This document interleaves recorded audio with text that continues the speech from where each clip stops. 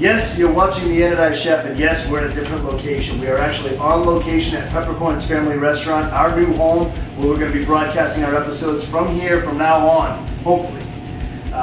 Today we're going to do Penne al Forno, and this is going to be amazing. Check this out. This is a dish that I've been wanting to do on this show for a long time, and now I get to do it in my Italian restaurant. So stick around, we're going to show you how it's done. It's going to be great.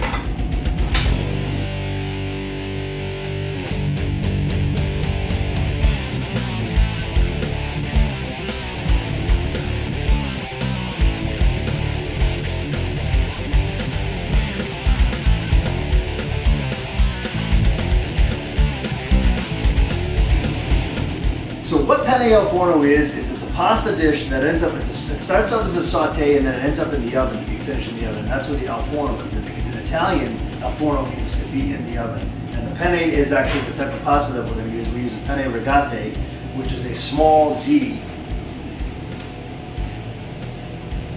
And what we're going to do is, we're going to get started. In today's episode, we're going to do chicken and shrimp. Why? Because that's what I had readily available. You can use chicken, you can use shrimp, you can use sausage, you can use meatball, any kind of meat you want. You can do calamari, all different types of food, protein, meats that you can put in there. And so we're going to get started with this. The first thing we want to do is we're going to get our pan started. We're going to get that hot. And while this is getting hot, we'll talk a little bit about the mise en place that we have set up here. I have nice sliced baby portobello mushrooms, creminis. I've got some roasted vegetables, which we'll talk about in just a second. I've got some onions and peppers here, and they're both fire roasted off the char broiler, and we'll talk about how that's done as a procedure in a second. I've got these pre-cooked penne pasta, and this is probably about a half a pound because this is going to be enough for 2 people, but if you wanted to do, you could do this in 2 batches for a family. Then I have some cleaned up chicken breast, trimmed out. I got a little bit of fat still on there, but that's okay because fat is flavor. But we got most of the cartilage and stuff trimmed out and then cut into thin strips like if we were going to do a stir fry. And then I have 5, 16, 20 shrimp here. You can use smaller shrimp if you like, but I like the big meaty fat ones, so we're going to put those in there. And then I've got a bunch of herbs here. I've got some chopped parsley, and I've got some chiffonade basil, which is also chopped. I've got some minced garlic, and I have some butter to finish with. The last items I have here, I have some San Marzano pureed tomatoes, and it's just a basic tomato. Then I have Asiago cheese. This is my favorite cheese. Then I have some olive oil that we're going to get the pan started with, and then we're also going to give it a kiss of edge right before it goes into the oven. So the first thing we want to do is we want to start to saute our proteins up. We're going to go ahead and I've got the pan good and hot. I can hear it sizzling, and I put about a tablespoon of olive oil right in the bottom of that pan. We're going to go right in with our chicken. So the first thing we're going to do is we're just kind of searing this chicken off a little bit in that olive oil, that tablespoon of olive oil. Now be careful not to get the oil too hot because you don't want the chicken to burn or to stick. But I've got to kind of, I already flipped it, and you can see it's got a little bit of brown mark on it there.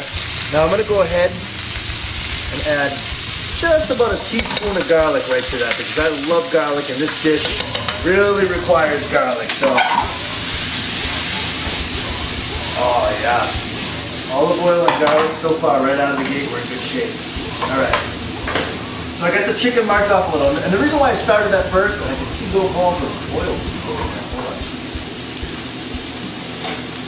All right, so I've got the oil, the garlic and the oil, and the chicken's pretty well seared up, so we're gonna add our shrimp to this now.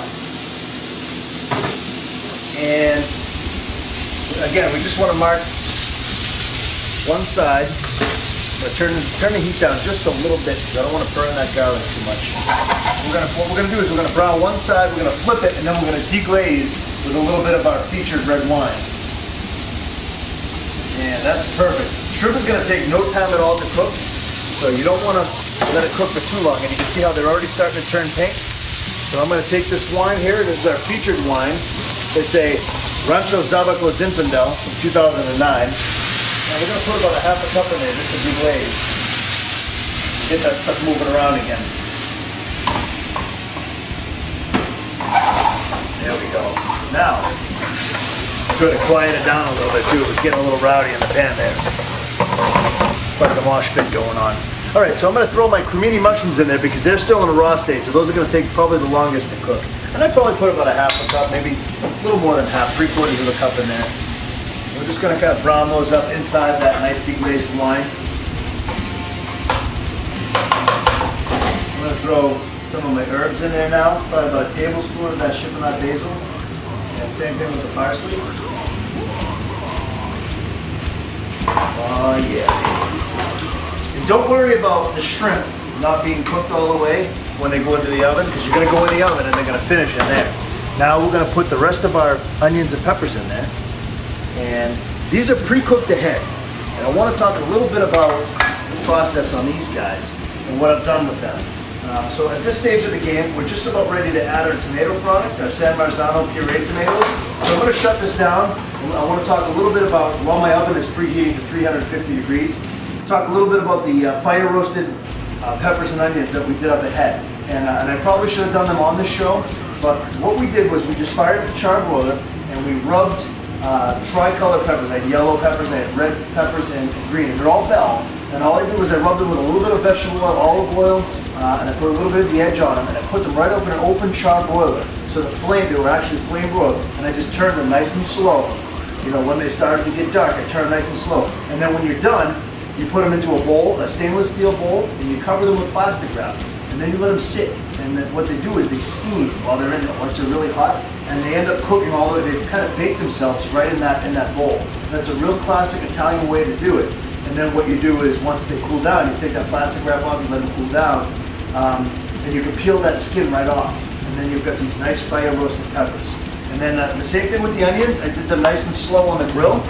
And what I've done on the grill was I sliced the onion and into chunks, and I just, same thing, I tossed them in olive oil and just marked them off right on the flame below the grill. So that way there, I had those done up ahead too. And you can cook those a little bit slower. You don't need them to be such at a high heat like you do with the peppers, because you want them to kind of caramelize a little bit too. And as always, with the oil, I also kiss them with the edge as well. So and that's how I just prepared those ahead of time. But you could do it in a saute pan if you want. I prefer the open flame myself. But it's completely your call. All right, so we're going to bring this back up again, and we're going to add our San Marzano tomatoes. And it looks like I added probably just about a cup of fresh San Marzano tomatoes. And then it wouldn't be the Anodized Chef if I was too healthy. So we're going to go ahead and add about a tablespoon of butter, because it seems like every recipe I have is not that great for you. So, but that's okay. It's good food, and we only live once. So I added a tablespoon of butter, and I'm just going to kind of swirl that right into the fold here, into the mosh pit, if you will. And we're going to just let this stuff cook together and bring it all up. Oh man. And now, the last item I'm going to add, that looks like I added everything here, I'm going to actually throw a pinch of the edge right on there now. We're about to add our pasta to it. So, nice pinch of the edge. And I've got, like I said, about a half a pound of pre-cooked pasta, but it's al dente. It's still a little firm. It's not cooked all the way through, because we're actually going to bake it in the oven now. So, now I'm going to go ahead and toss this right into this mix here. And we'll just kind of get it all nice and tossed through. Oh yeah. And I think a Zinfandel is the best, because it's so fruity, it's so vibrant, that it kind of brings this up. We'll talk about the wine a little bit later. I think it's the perfect mix. And you know what? Now's the time you grab a piece of this pasta. Oh man, this is one of my favorite dishes. First week here at this new restaurant, and I ran this, and I did add a little more edge, by the way. But I ran this, and it was flying off the wall. And I did it with some sweet Italian sausage from a local butcher house that I love to use. And couldn't keep it in. I put it on as a special.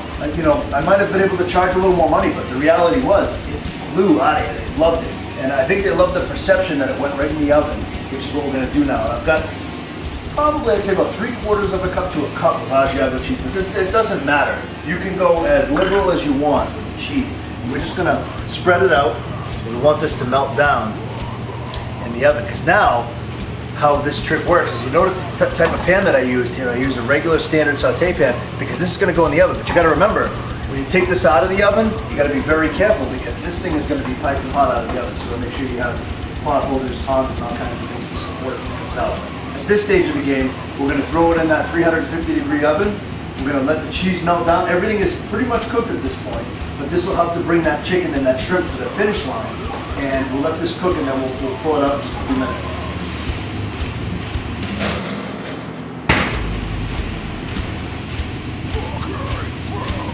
Okay, so about 10 or 15 minutes later, we're going to wait, and we actually melted that cheese down nice, and I'm going to go ahead and take this out of the oven, and we'll take a look at what this looks like. Oh yeah, baby. That is Asiago cheese at its finest. Alright, so that's what it looks like when it comes out of the oven. And what we're going to do now is transfer it to our plate.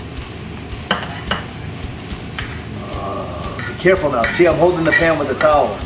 That pan's going to get really hot. I can actually feel the heat coming right through into the towel. So that's why I say use the tongs to help support it. Just going to set this off to the side. And what I've done to serve on the side is I just cut some French bread slices, and I brushed them with a little olive oil and garlic, and I just put them on the charbroiler, the same charbroiler that I did the onions and the peppers with. So today's featured wine is the Rancho Zabaco. I think I'm pronouncing that right. And right out of the gate, I would think, looking at that it was a Spanish wine or a Chilean wine. It's actually Zinfandel, but it's actually coming from Sonoma County. It's a California wine, and this is a Sonoma Heritage Vines 2009. And I did try it right away, and on the nose it's tremendously fruity. I think I mentioned it earlier in the episode, and which is nice because it brings a little bit of sweetness to a very, very savory dish.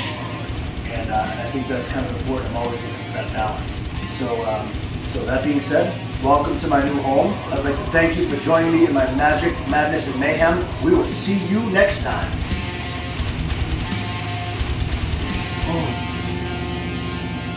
I'll drink this all day. Don't tell Mrs. A though. Oh, good stuff.